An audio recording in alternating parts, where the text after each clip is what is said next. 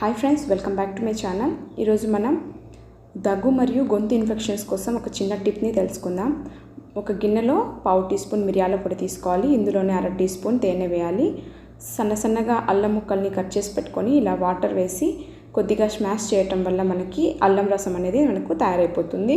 ఇలా తయారైన అల్లం రసంలో మనము 1/2 టీ స్పూన్ వరకు మనకు అర స్పూన్ వరకు మనం తీసుకొని ఇలా కలిపేసేయాలి.